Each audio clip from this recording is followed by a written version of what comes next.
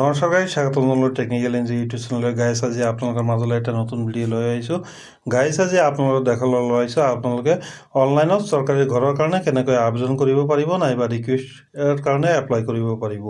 ইয়াৰ আগতে মই এটা ভিডিঅ' বনাইছিলোঁ আপোনালোকে যিটো চৰকাৰী ঘৰৰ কাৰণে আবেদন কৰাৰ ইউজাৰ আই ডি আৰু পাছৱৰ্ড কেনেকৈ বনাব লাগিব, মই সেইটো ভিডিঅ'ৰ লিংক এই ভিডিঅ'ৰ ডিছক্ৰিপশ্যন দি দিম। আপোনালোকে সেইটো দেখি আপোনালোকে ইউজাৰ আই ডি আৰু পাছৱৰ্ডটো বনাই ল'ব। তো আহক ভিডিঅ'টো আৰম্ভ কৰোঁ। ভিডিঅ'টো আৰম্ভ কৰিবলৈ হ'লে আপোনালোকৰ মোবাইলত ক্ৰোম ব্ৰাউজাৰটো অ'পেন কৰি ল'ব। তাৰপিছত ইয়াত আপোনালোকে টাইপ কৰিব gbportal.gov.in। এইটো ৱেবছাইটৰ লিংক মই ভিডিঅ'ৰ ডিছক্ৰিপশ্যন দি দিম, আপোনালোকে চেক কৰি ল'ব পাৰিব। তাৰপিছত প্ৰথম যিটো অপশ্যন আহিছে ইয়াত আপোনালোকে ক্লিক কৰি দিব। ইয়াত ক্লিক কৰি স্ক্ৰল ডাউন কৰি আপোনালোকে তলফালে আহি ইয়াত চাব পাৰিব। ইয়াত চাইন ইন যিটো অপশ্যন আছে ইয়াত আপোনালোকে ক্লিক কৰি দিব। তাৰপিছত ইয়াত চাব, ইয়াত আপোনালোকৰ যিটো ইউজাৰ আই ডি বনাইছিল সেই ইউজাৰ আই ডিটো আৰু পাছৱৰ্ডটো বহাই আপোনালোকে কেপচা কোডটো বহাই লগ ইনত ক্লিক কৰি দিব লাগিব। এইবিলাক ইউজাৰ আই ডি আৰু পাছৱৰ্ডটো বহাই দিয়াৰ পিছত আপোনালোকে লগ ইনত ক্লিক কৰি দিব।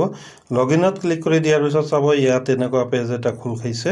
ইয়াত চাব ইয়াত লেফ্ট ছাইডৰ যিটো lodge public and grievance 2 number option আছে ইয়াত আপোনালোকে ক্লিক কৰি দিব।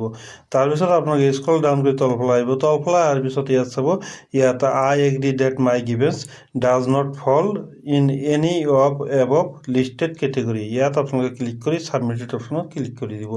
তাৰপিছত ইয়াত চাব ইয়াত বহুতকেইটা অপশ্যন আহিছে।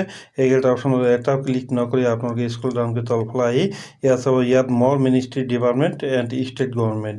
ইয়াত চাব ইয়াত আপোনালোকে ক্লিক কৰি ইয়াত আপোনালোকে স্ক্ৰল ডাউন কৰি তলফালে আহিব।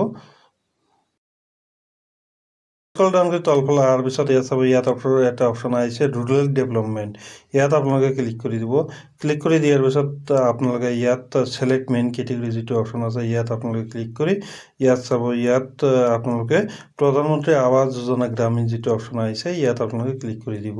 তাৰপিছত আকৌ ইয়াত আহিছে ছিলেক্ট নেক্সট লেভেল কেটেগৰী।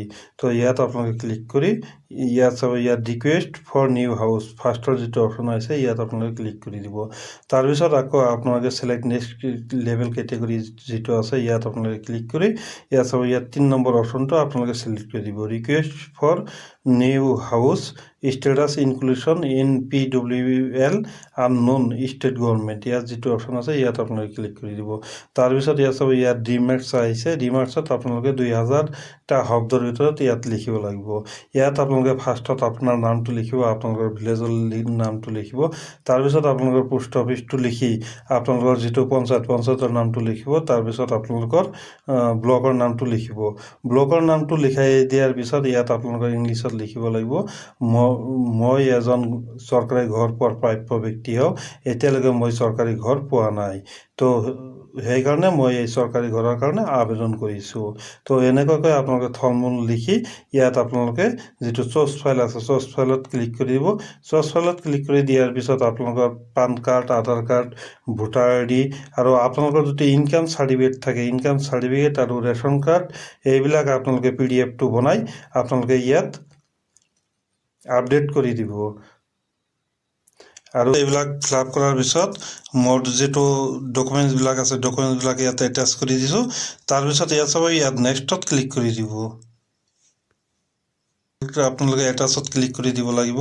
ইয়াত অলপ সময় লোডিং হ'ব। লোডিং হোৱাৰ পিছত চাব ইয়াত ফাইল এটাচ ছাকচেছফুল হৈ গ'ল। ইয়াত আপোনালোকে নেক্সটত ক্লিক কৰি দিব। আপোনালোকে ছাবমিটেড অপশ্যনত ক্লিক কৰি দিয়াৰ পিছত এনেকুৱা পেজ এটা খোল খাব। আপোনালোকে স্ক্ৰল ডাউন কৰি তলফালে আহিব। তলফালে অহাৰ পিছত ইয়াত চাব ইয়াত ৰেফাৰেঞ্চ নাম্বাৰ ইফ এনি দিয়া আছে। ইয়াত চাব ৰেফাৰেঞ্চ ডেটটো আপোনালোকে ইয়াত ক্লিক কৰি আজিৰ ডেটটো বহাই দিব। এপ্লাই কৰা যিটো ডেট আছে এইটো আপোনালোকে বহাই দিব। মই ইয়াত ৰেফাৰেঞ্চ ডেটটো বহাই আছোঁ।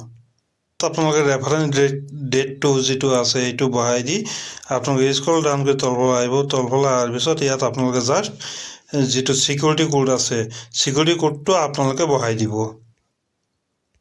আপোনালোকে ছিকিউৰিটি কোডটো বহাই দিয়াৰ পিছত ছাবমিটেড যিটো অপশ্যন আছে ইয়াত আপোনালোকে ক্লিক কৰি দিব। অলপ সময় ৱেইট কৰাৰ পিছত ইয়াত চাব, ইয়াত আপোনালোকৰ যিটো এপ্লিকেশ্যন ৰেজিষ্ট্ৰেশ্যন নাম্বাৰ ইয়াত আহি গৈছে আৰু মেছেজতে আহি গৈছে। তো আপোনালোকে এই এপ্লিকেশ্যন ৰেজিষ্ট্ৰেশ্যন নাম্বাৰ এইটো আপোনালোকে স্ক্ৰীনশ্বট মাৰি ৰাখিব পাৰিব আৰু ইয়াৰ পিছত আপোনালোকে এইটো ষ্টেটাছ চেক কৰিব পাৰিব এই ৰেফাৰেঞ্চ নম্বৰটি। তো মই আপোনালোকৰ নেক্সট ভিডিঅ'ত জনাম আপোনালোকে ৰেফাৰেঞ্চ নম্বৰটি যিটো ৰেজিষ্ট্ৰেশ্যন নম্বৰ এইটো আপোনালোকে এইটো দি কেনেকৈ এপ্লিকেশ্যন ষ্টেটাছ চেক কৰিব পাৰিব। বন্ধু বান্ধৱীসকল, আজিৰ ভিডিঅ' এইখিনিয়ে। আপোনালোকৰ ভিডিঅ'টো ভাল লাগিছে যদি মোৰ চেনেলটোক লাইক, কমেণ্ট আৰু ছাবস্ক্ৰাইব কৰিবলৈ নাপাহৰিব।